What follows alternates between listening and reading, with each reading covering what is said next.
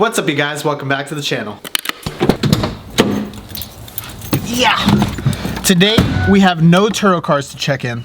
And so because we don't have any Turo cars to check in today, we thought that today would be a great time to showcase some of the other things that we do on a day-to-day basis to run our business. Because believe it or not, our business isn't just cleaning and taking photos of cars on a day-to-day basis.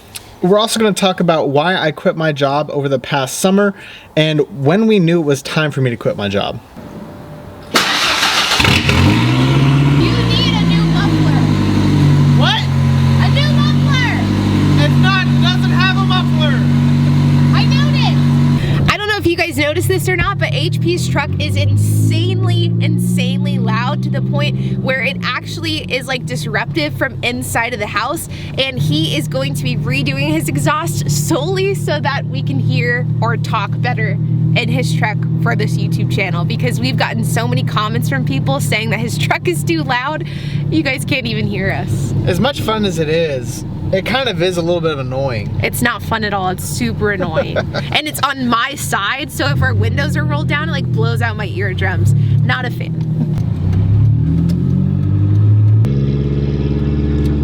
First stop, Bank of America.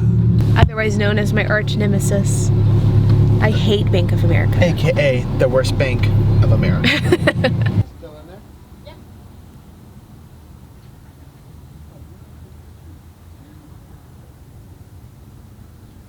11 minutes later. So Bank of America is literally the worst bank ever.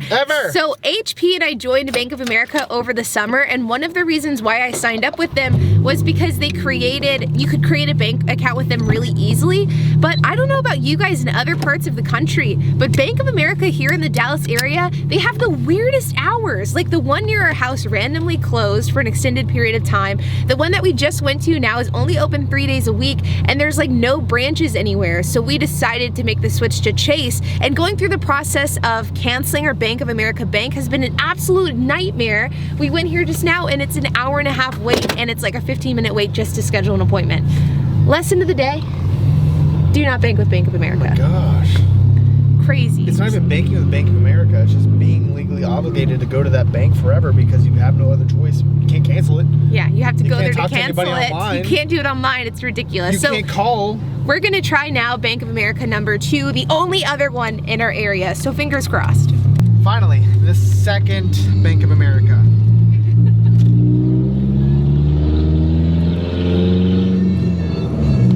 Even their entrances are hard to get to. Why is there not an entrance right here? This is really bad.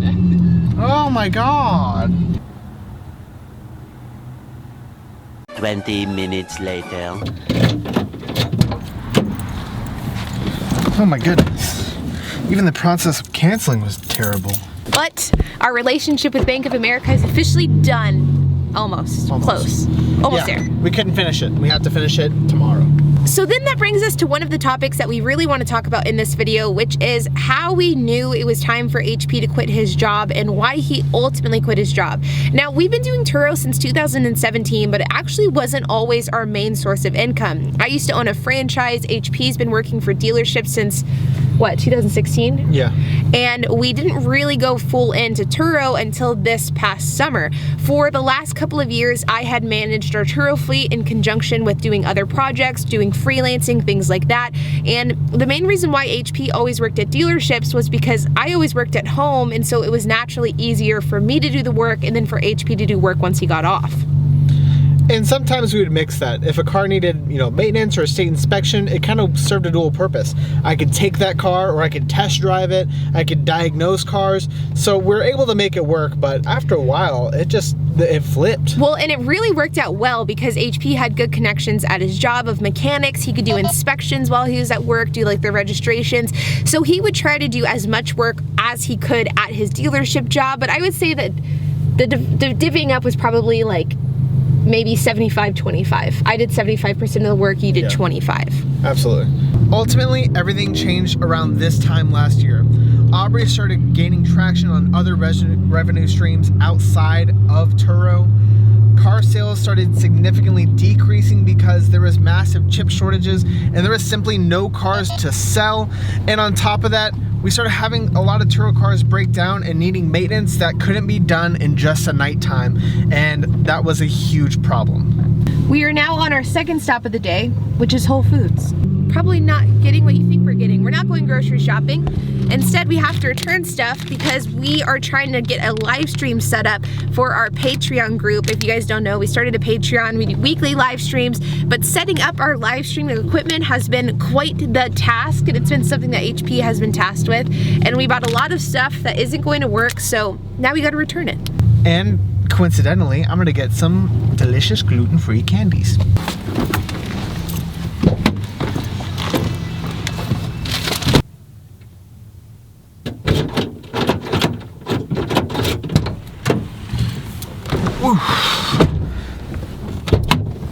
Whole Foods doing Amazon returns is like awesome. They make it so easy. In and out. Way easier than Bank of America.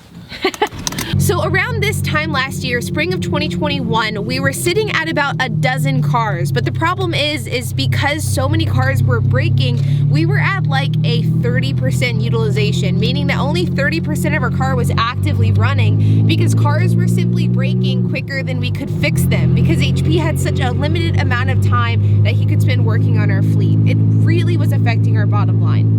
Now, it wasn't that they were breaking. I don't think we ever had a car that was just not able to work. It was just small things that needed to be done, like cars would need oil changes or specific tire alignments, things that I had an expertise or I had to do. And we, like Aubrey said, I can only do one car at a time and it would be there all day. And coincidentally enough, this is a place that I used to work at a minimum of 12 hours a day, 6 times a week.